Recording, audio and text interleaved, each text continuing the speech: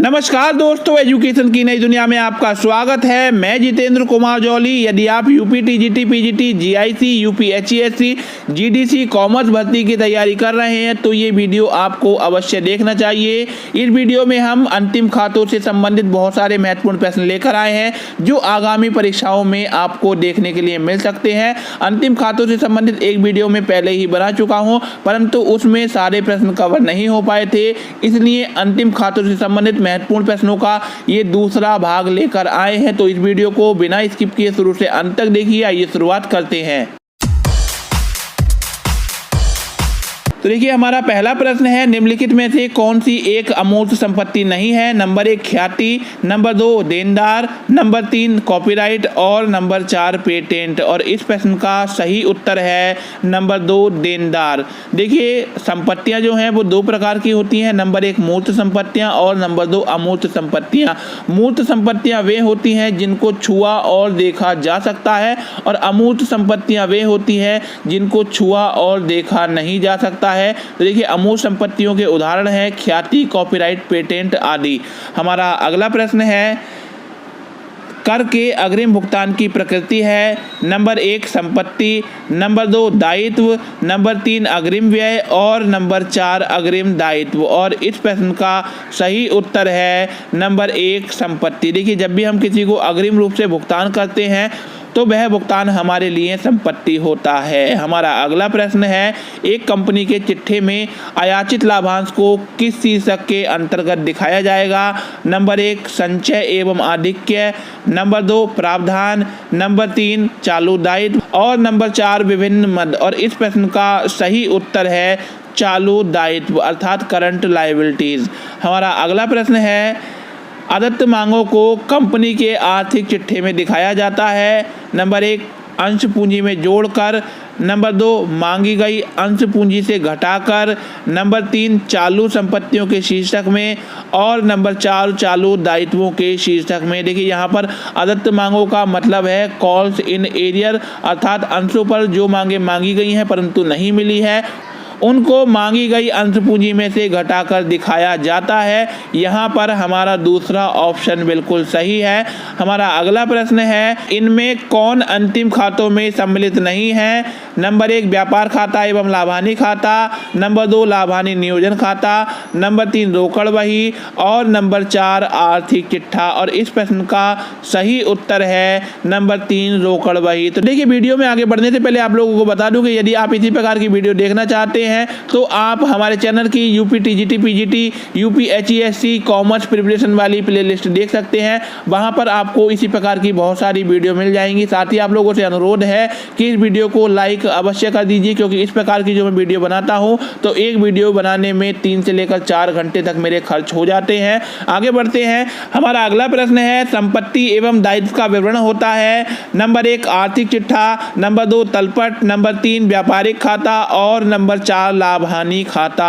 और इस प्रश्न का सही उत्तर है नंबर 1 आर्थिक चिट्ठा। हमारा अगला प्रश्न है, अशुद्ध एवं संदिग्ध ऋणों के लिए प्रावधान करना लेखांकन की किस अवधारणा पर आधारित है? नंबर 1 प्रकट करने की अवधारणा, नंबर 2 स्थिरता की अवधारणा, नंबर 3 रूढ़िवादिता की अवधारणा और नंबर 4 निरंतरता की अवधारणा।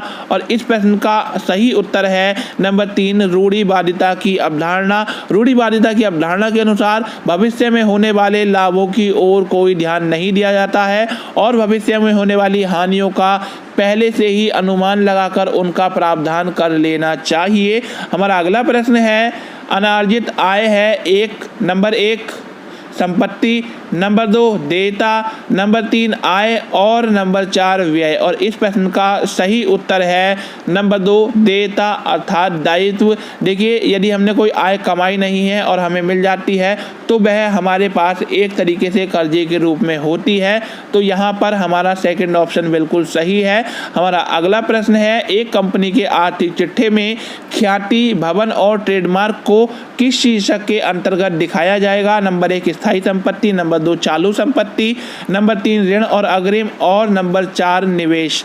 और इस प्रश्न का सही उत्तर है नंबर 1 स्थायी संपत्ति। हमारा अगला प्रश्न है उद्धृत या उच्चंत, जिसको अंग्रेजी में सस्पेंस अकाउंट कहा जाता है, किस प्रकार का खाता है? नंबर 1 व्यक्तिगत खाता, नंबर 2 संपत्तिगत खाता, नंबर 3 नाम मात्र का खाता और नंबर 4 इनमें से कोई नहीं। तो देखिए सस्पेंस अकाउंट क्या होता है, जब तलपट तैयार किया जाता है और सारे प्रयास करने के बाद भी तलपट के दोनों पक्षों का योग नहीं मिलता है, तो ऐसी दशा में जो अंतर आता है उसको सस्पेंस अकाउंट में ट्रांसफ़र कर दिया जाता है। और अब बात करते हैं यहाँ पर इस प्रश्न का सही उत्तर क्या है। तो देखिए सस्पेंस अकाउंट एक प्रकार का संपत्तिगत खाता होता है। यहाँ पर बी ऑप्शन बिल्कुल सही है। हमारा अगला प्रश्न है ऋण पत्रों पर दिए गए ब्याज में से काटे गए आयकर को दिखाते हैं। नंबर 1 आर्थिक चिट्ठी के संपत्ति पक्ष में, नंबर 2 आर्थिक चिट्ठी के दायित्व पक्ष में, नंबर 3 लाभ हानि खाते के डेबिट पक्ष में और नंबर 4 लाभ हानि खाते के क्रेडिट पक्ष में। और इस प्रश्न का सही उत्तर है नंबर 2 आर्थिक चिट्ठी के दायित्व पक्ष में। देखिए हमने जो है ऋण पत्रों पर ब्याज दिया और उसमें से आयकर काट लिया, यह आयकर हमें सरकार को चुकाना है, इसलिए एक प्रकार का ये हमारे ऊपर दायित्व है। हमारा अगला प्रश्न है कंपनी के आर्थिक चिट्ठी में प्रस्तावित लाभांश किस शीर्षक के अंतर्गत दिखाया जाएगा? नंबर 1 चालू दायित्व, नंबर 2 प्रावधान, नंबर 3 अंश पूंजी और नंबर 4 चालू संपत्तियां। इस प्रश्न का सही उत्तर है नंबर 2 प्रावधान। प्रस्तावित लाभांश को प्रावधान के अंतर्गत दिखाया जाता है। हमारा अगला प्रश्न है बैंक अधिविकस को वर्गीकृत करना चाहिए।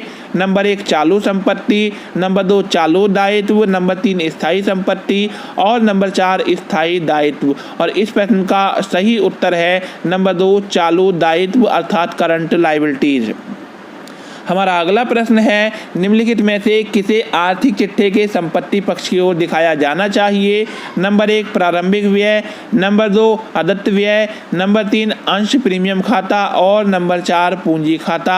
और इस प्रश्न का सही उत्तर है नंबर 1 प्रारंभिक व्यय। प्रारंभिक व्यय वे व्यय होते हैं जो व्यापार की स्थापना के संबंध में किए जाते हैं। इन व्ययों को हम आर्थिक चिट्ठी के संपत्ति पक्ष में दिखाते हैं।